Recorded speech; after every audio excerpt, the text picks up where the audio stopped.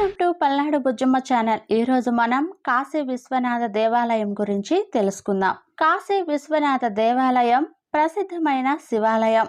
ఇది ఉత్తరప్రదేశ్లోని వారణాసిలో పవిత్ర గంగా నదికి పశ్చిమ ఒడ్డున ఉంది. ఇది శివాలయాలలో అత్యంత పవిత్రమైన 12 జ్యోతిర్లింగాలలో ఒకటి.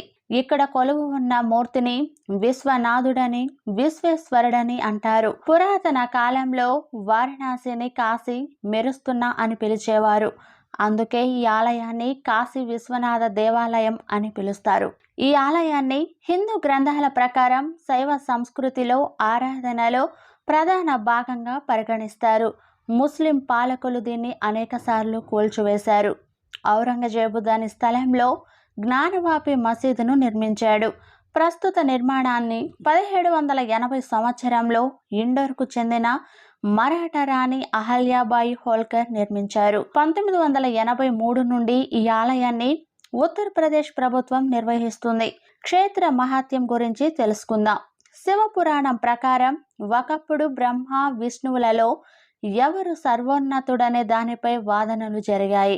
వారిని పరీక్షించడానికి శివుడు ముల్లోకాలను ఒక పెద్ద జ్యోతిర్లింగంగా అంతులేని కాంతి స్తంభంగా చేశాడు. ఎవరు శక్తిమంతుడో గుర్తించడానికి విష్ణువు పంది రూపాన్ని ధరించి స్తంభపు అడుగుకు వెళ్ళగా బ్రహ్మ హంస రూపాన్ని తీసుకొని స్తంభంపై కొనకు వెళ్ళాడు. బ్రహ్మ అహంకారంతో కటూకి పువ్వును సాక్షిగా చూపుతూ తాను అంతం కనుక్కున్నానని అబద్ధం చెప్పాడు. విష్ణువు తాను దిగువ కొనను కనుగొనలేకపోయానని నిజాయితీగా ఒప్పుకున్నాడు. అప్పుడు శివుడు కోపోద్రిక్తుడై భైరవ రూపాన్ని ధరించి బ్రహ్మ 5వ తలను నరికి అతనికి పూజాధికాలు జరగరాదని శపించాడు. విష్ణువు చూపిన నిజాయితీకి గాను శివుడితో సమానంగా నిత్యం పూజలు అందుకుంటున్నాడు. జ్యోతిర్లింగం అనేది పురాతన అక్షం నుండి చిహ్నం. ఇది సృష్టి యొక్క ప్రధాన భాగంలో అత్యున్నత నిరాకార నిర్గుణ వాస్తవికతను సూచిస్తుంది. దాని నుండి శివుని రూపం సగుణం కనిపిస్తుంది. ఆ విధంగా శివుడు కాంతి స్తంభంగా కనిపించిన ప్రదేశాలే జ్యోతిర్లింగ పుణ్యక్షేత్రాలు. జ్యోతిర్లింగాలతో సంబంధం లేకుండా శివునికి 64 రూపాలు ఉన్నాయి. 12 జ్యోతిర్లింగ క్షేత్రాలలో ప్రతి ఒక్కటి అధిష్టాన దేవత పేరును తీసుకుంటాయి. వీటిని శివుని విభిన్న రూపాలుగా పరిగణిస్తారు. ఈ ప్రదేశాలు అన్నిటిలో శివుని అనంతమైన స్వభావానికి ప్రతీకగా ఆద్యంతాలు లేని స్థానమును సూచించే లింగమే ప్రాథమిక చిత్రం. గుజరాత్లోని సోమనాథుడు, ఆంధ్రప్రదేశ్లోని శ్రీశైలంలో మల్లికార్జునుడు, మధ్యప్రదేశ్లోని ఉజ్జయినిలో మహాకాళేశ్వరుడు, మధ్యప్రదేశ్లోని ఓంకారేశ్వర్, ఉత్తరాఖండ్లోని కేదార్నాథ్, మహారాష్ట్రలోని భీమశంకర్, ఉత్తరప్రదేశ్లోని వారణాసిలో విశ్వనాథ, మహారాష్ట్రలోని త్రయంబకేశ్వరం, జార్ఖండ్లోని దేవఘర్లోని వైద్యనాథేశ్వరం, గుజరాత్లోని ద్వారకలో నాగేశ్వరం, తమిళనాడులోని రామేశ్వరం, మహారాష్ట్రలోని ఔరంగాబాద్లో కృష్ణేశ్వర్లు 12 జ్యోతిర్లింగాలు. కాశీ విశ్వనాథ ఆలయానికి సమీపంలోని గంగానది ఒడ్డున ఉన్న మణికర్ణిక ఘాట్ శక్తి పీఠంగా పరిగణించబడుతుంది. ఇది శాక్తికేయులకు పూజనీయమైన ప్రార్థనా స్థలం. శైవ సాహిత్యమైన దక్షయాగం శక్తి పీఠాల మూలం గురించిన కథను వివరిస్తుంది. విశ్వేశ్వరుడు వారణాసిని పాలించే దేవత. ఇతర దేవతలందరిపై రాజు పదవిని కలిగి ఉన్నాడు. అలాగే నగరంలోనే కాకుండా దాదాపు 50 మైళ్ళ వరకు విస్తరించి ఉన్న పంచకోశి రహదారి పవిత్రమైన వారణాసి సరిహద్దు లోపల నివసించే ప్రజలందరికీ కూడా పాలకుడు. చరిత్ర గురించి తెలుసుకుందాం. ఆలయ చరిత్రలో పదే విధ్వంసాలు, పునర్నిర్మాణాలు జరిగినట్లు మాధురి దేశాయ్ చెప్పారు. ప్రస్తుత కాశీ విశ్వనాథ ఆలయాన్ని సందర్శించే యాత్రికులు ఇక్కడి లింగానికి కాలాతీత స్వభావం గురించి తెలుసుకుంటారు. పురాతన సాంప్రదాయిక కాలం స్కంద పురాణంలోని కాశీ ఖండంతో సహా పురాణాలలో ఈ ఆలయ ప్రస్తావన ఉంది. మధ్యయుగ కాలం విధ్వంసం 1194లో ముయిజ్ ఆల్ దిన్ మొహమ్మద్ ఇబ్న్ సామ్ భారతదేశానికి తిరిగి వచ్చి చందావర్ సమీపంలోని కన్నౌజ్కు చెందిన జయచంద్రను ఓడించి కాశీ నగరాన్ని ధ్వంసం చేశాడు. అప్పట్లో ఆది విశ్వేశ్వర ఆలయంగా పిలువబడే ఈ అసలైన విశ్వనాథ ఆలయాన్ని ఆ విధంగా గురితులు ధ్వంసం చేశారు. కొన్ని సంవత్సరాలలో దాని స్థానంలో రజియా మసీదును నిర్మించారు. 1230లో ఢిల్లీ సుల్తాన్ ఇల్తుత్మిష్ పాలనలో ఓ గుజరాతీ వ్యాపారి ప్రధాన ఆలయ ప్రదేశానికి దూరంగా అవిముక్తేశ్వర ఆలయాన్ని పునర్నిర్మించారు. హుసేన్ షా షర్కీ లేదా సికందర్ లోడి పాలనలో దీన్ని మళ్లీ కూల్చివేశారు. మొఘల్ కాలం మొఘల్ చక్రవర్తి అక్బర్ పాలనలో రాజా మాన్ సింగ్ ఈ ఆలయాన్ని నిర్మించాడు. రాజా తోడర్ మల్ 1585లో ఆలయాన్ని మరింతగా విస్తరించాడు.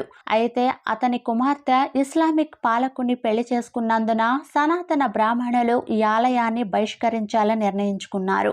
జహంగీర్ పాలనలో వీర్ సింగ్ దేవ్ పూర్వపు ఆలయ నిర్మాణాన్ని పునరుద్ధరించాడు. 1669లో మొఘల్ చక్రవర్తి ఔరంగజేబు ఈ ఆలయాన్ని ధ్వంసం చేసి దాని స్థానంలో జ్ఞాన్వాపి మసీదును నిర్మించాడు. పూర్వపు ఆలయ అవశేషాలైన పునాది స్తంభాలను మసీదు వెనుక భాగంలో చూడవచ్చు. మరాఠా బ్రిటిష్ కాలం 1742లో మరాఠా పాలకుడు మల్హర్రావు హోల్కర్ మసీదును కూల్చివేసి ఆ స్థలంలో విశ్వేశ్వర ఆలయాన్ని పునర్నిర్మించాలని ఒక ప్రణాళికను రూపొందించాడు. అయితే భూభాగంపై నియంత్రణ పొందిన అవధ్ నవాబ్ జోక్యం చేసుకోవడంతో అతని ప్రణాళిక కార్యరూపం దాల్చలేదు.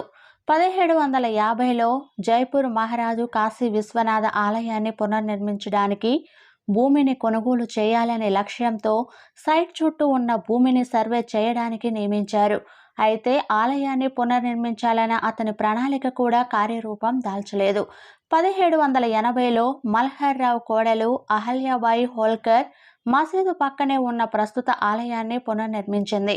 1828లో గ్వాలియర్ రాష్ట్రానికి చెందిన మరాఠా పాలకుడు దౌలత్ రావు సింధియా భార్య అయిన బైజాబాయి జ్ఞాన్వాపి ఆవరణలో 40కి పైగా స్తంభాలతో తక్కువ పైకప్పు గల కొలనైట్ను నిర్మించింది.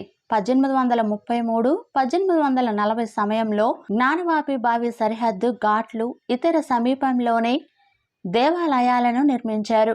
భారత ఉపఖండంలోని వివిధ రాజ్యాలకు చెందిన అనేక గొప్ప కుటుంబాలు ఆలయ కార్యకలాపాల కోసం ఉదారంగా విరాళాలు అందించాయి.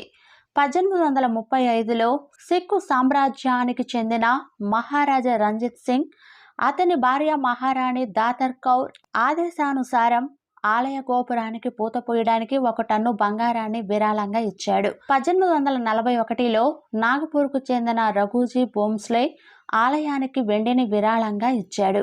1860 దశకంలో నేపాల్కు చెందిన రాణా బహుమతిగా ఇచ్చిన 7 అడుగుల ఎత్తైన రాతి నంది విగ్రహం కొలనేడుకు తూర్పున ఉంది.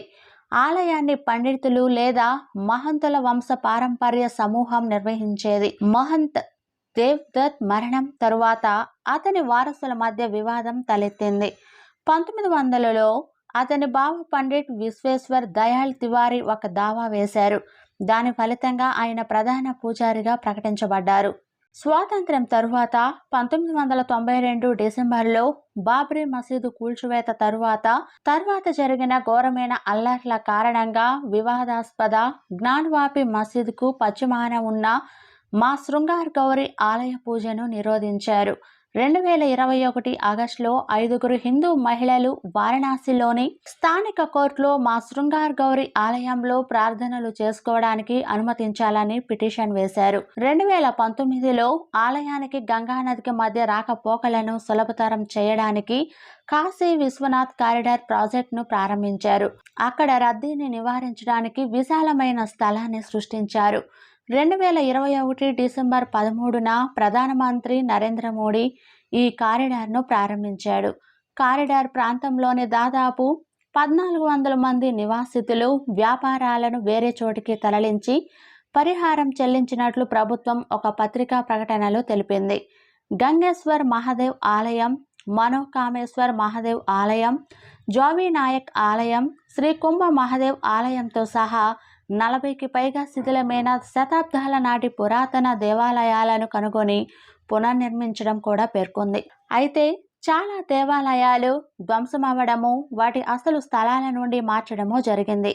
కాశీ విశ్వనాథ్ కారిడార్ నిర్మాణ సమయంలో ప్రధాన ఆలయం చుట్టూ ఉన్న దేవీభోగ్, అన్నపూర్ణ, శ్రీ లక్ష్మీనారాయణ్, శ్రీ అవిముక్తేశ్వర మహాదేవ, దేవి పార్వతి యొక్క 4 ఆలయాలు ధ్వంసం కావడంతో ఆలయ పంచాయత్ రూపం మారిపోయింది. 2022 ఫిబ్రవరిలో దక్షిణ భారతదేశానికి చెందిన అజ్ఞాత దాత 60 కిలోల బంగారం విరాళంగా ఇవ్వడంతో ఆలయ గర్భగుడికి బంగారు పూత పూశారు. బయోమెటీరియల్స్ స్టార్టప్ సంస్థ అయిన ఫూల్కో ఆలయంలో అలంకరించే పూలను రీసైకిల్ చేస్తుంది. కాశీ విశ్వనాథ దేవాలయం జ్ఞానవాపి మసీదు వివాదం గురించి తెలుసుకుందాం. జ్ఞానవాపి మసీదు సముదాయం అనేది కుతుబ్ అల్ దీన్ ఐబక్ వంటి ఇస్లామిక్ పాలకులు అనేకసార్లు అపవిత్రం చేసిన తరువాత పురాతన కాశీ విశ్వనాథ దేవాలయం శిథిలాల మీద మొఘల్ చక్రవర్తి ఔరంగజేబు నిర్మించిన వివాదాస్పద నిర్మాణం. ఈ రోజు వరకు ఈ పురాతన ఆలయ భాగాలు మసీదు బయటి గోడలపై స్పష్టంగా కనిపిస్తాయి. నంది, మా శృంగార గౌరి విగ్రహాల నుండి కూడా చూడవచ్చు. 1936 నుండి ఈ స్థలం యాజమాన్యంపై హిందూ ముస్లిం వర్గాల మధ్య వివాదం ఉంది. ఆలయ ఆకృతి గురించి తెలుసుకున్నట్లయితే ఆలయ సముదాయంలో చిన్న చిన్న పుణ్యక్షేత్రాలు నదికి సమీపంలోని విశ్వనాథ గల్లీ అనే చిన్న సందులో ఉన్నాయి. మందిరంలోని ప్రధాన దేవతలింగం 60 సెంటీమీటర్లు పొడవు, 90 సెంటీమీటర్లు చుట్టూ కొలతలలో వెండి పానవట్టంలో ఉంది. ప్రధాన ఆలయం చతుర్భుజాకారంలో చుట్టూ ఇతర దేవతల మందిరాలతో ఉంటుంది. ఈ ఆవరణలో కాలభైరవ, కార్తికేయ, అవిముక్తేశ్వర, విష్ణు, గణేశ, శని, శివుడు, పార్వతీల చిన్న ఆలయాలు ఉన్నాయి. ఆలయ ఆవరణలో ప్రధాన ఆలయానికి ఉత్తరాన జ్ఞానవాపి అనే ఒక చిన్న బావి ఉంది. మొఘలులు దండయాత్ర సమయంలో, ఆక్రమణ సమయంలో జ్యోతిర్లింగాన్ని రక్షించడానికి దాన్ని ఈ బావిలో దాచారు. ఆక్రమణదారుల నుండి జ్యోతిర్లింగాన్ని రక్షించడానికి ఆలయ ప్రధాన పూజారి లింగంతో సహా బావిలో దూకినట్లు చెబుతారు. లోపలి గర్భగృహ లేదా గర్భాలయానికి దారితీసే సభాగృహం ఉంది. జ్యోతిర్లింగం ఒక ముదురు గోధుమ రంగు శిల. ఇది గర్భగుడిలో ప్రతిష్ఠించబడి వెండి పానవట్టంపై ఉంటుంది. మందిరం నిర్మాణం 3 భాగాలుగా ఉంటుంది. మొదటి దానిలో ఆలయంపై ఒక శిఖరం ఉంటుంది. రెండవది బంగారు గోపురం, మూడవది జెండా త్రిశూలాలతో కూడిన బంగారు శిఖరం. కాశీ విశ్వనాథ ఆలయానికి ప్రతిరోజు దాదాపు 3000 మంది సందర్శకులు వస్తుంటారు. కొన్ని సందర్భాల్లో ఈ సంఖ్య 1,00,000 కంటే అంతకంటే ఎక్కువగా ఉంటుంది. ఆలయానికి సంబంధించి 15.5 మీటర్లు ఎత్తైన బంగారు శిఖరం, బంగారు ఉల్లిపాయ గోపురం ఉన్నాయి. 1835లో మహారాజా రంజిత్ సింగ్ విరాళంగా ఇచ్చిన 3 గోపురాలు స్వచ్ఛమైన బంగారంతో తయారు చేయబడ్డాయి. కాశీ విశ్వనాథ్ ఆలయానికి మణికర్ణిక ఘాట్కు మధ్య గంగానది వెంబడి శ్రీ కాశీ విశ్వనాథ్ ధామ్ కారిడార్ను నిర్మించారు. ఇక్కడ యాత్రికుల కోసం వివిధ సౌకర్యాలు ఉన్నాయి. ప్రాముఖ్యత గురించి తెలుసుకున్నట్లయితే పవిత్ర గంగానది ఒడ్డున ఉన్న వారణాసి హిందూ నగరాలలో అత్యంత పవిత్రమైనదిగా పరిగణిస్తారు. కాశీ విశ్వనాథ దేవాలయం హిందూ మతంలో అత్యంత ముఖ్యమైన ప్రార్థనా స్థలాల్లో ఒకటిగా విస్తృతంగా గుర్తింపు పొందింది. కాశీ విశ్వనాథ ఆలయంలో విశ్వనాథ జ్యోతిర్లింగం ఉంది. భారతదేశ ఆధ్యాత్మిక చరిత్రలో విశ్వేశ్వర జ్యోతిర్లింగానికి చాలా ప్రత్యేకమైన విశిష్టమైన ప్రాముఖ్యత ఉంది. ఆది శంకరాచార్య, రామకృష్ణ పరమహంస, స్వామి వివేకానంద, బామాఖ్యప, గోస్వామి తులసిదాస్, స్వామి దయానంద సరస్వతి, సత్యసాయి బాబా, యోగీజీ మహారాజ్, ప్రముఖ్ స్వామి మహారాజ్, మహంత్ స్వామి మహారాజ్, గురు నానక్లతో సహా అనేక మంది ప్రముఖ సాధువులు ఈ క్షేత్రాన్ని సందర్శించారు. ఆలయాన్ని సందర్శించడం, గంగానదిలో స్నానం చేయడం మోక్ష మార్గంలో నడిపిస్తుందని నమ్ముతారు. అందువల్ల ప్రపంచవ్యాప్తంగా ఉన్న హిందువులు తమ జీవిత కాలంలో కనీసం ఒక్కసారైనా ఈ ప్రదేశాన్ని సందర్శించడానికి ప్రయత్నిస్తారు. ఆలయానికి తీర్థయాత్ర చేసిన తర్వాత కనీసం ఒక కోరికనైనా వదులుకోవాలనే సంప్రదాయం కూడా ఉంది. తీర్థయాత్రలో దక్షిణ భారతదేశంలోని తమిళనాడులోని రామేశ్వరంలోని ఆలయాన్ని సందర్శించడం కూడా భాగంగా ఉంటుంది. ఇక్కడ ప్రజలు గంగానది నీటిని తీసుకువెళ్తారు. గుడిలో ప్రార్థన చేసి ఆ గుడి దగ్గర నుండి ఇసుకను తీసుకువెళ్తారు.